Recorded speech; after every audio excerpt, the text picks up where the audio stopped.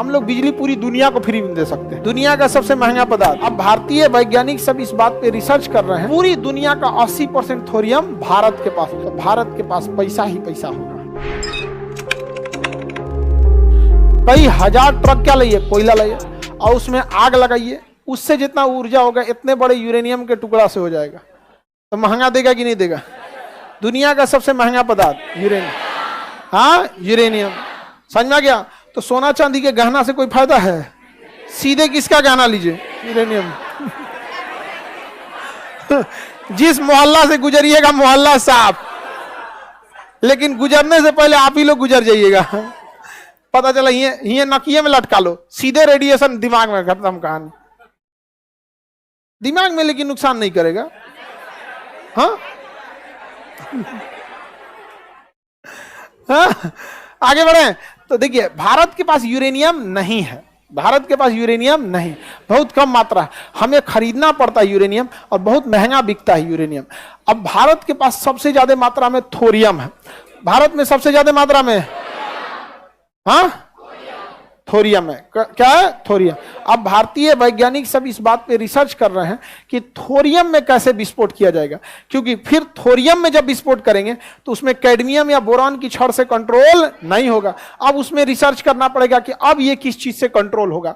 दूसरा, वो भारी जल और ग्रेफाइट से कंट्रोल नहीं होगा। सारे चीजों का विशेषता अलग अलग होती है। समझ में आ गई कि नहीं? अब घोड़ा लगाम से कंट्रोल होता है, तो भैंसों में लगाम लगाएंगे क्या? भैंसा काट दे गया, लगाम काट दिया यहाँ पे। समझ में आ गया कि नहीं? सबका अलग अलग है यहाँ पे, किसी को दिक्कत? आगे बढ़े तो अभी भारत किस पे रिसर्च कर रहा है? थोरियम पर। पूरी दुनिया का 80% थोरियम भारत के पास। और अगर भारत ने थोरियम पे रिसर्च कंप्लीट कर लिया तो भारत के पास पैसा ही पैसा होगा। समझ में आ गया बाबू भैया? पैसा ही पैसा होगा। समझ में आ गया? एक यूरेनियम खरीदना नहीं पड़ेगा, दूसरा थोरियम बेचेंगे लोग, और बिजली, बाप रे, हम लोग बिजली पूरी दुनिया को फ्री में दे सकते हैं। भारत के पास यूरेनियम ज्यादा है कि थोरियम? भारत और ब्राजील मिलकर थोरियम पे क्या कर रहा है? रिसर्च कर रहा है, क्योंकि दुनिया का 80% थोरियम भारत में, अब बचा 20% ब्राजील के पास।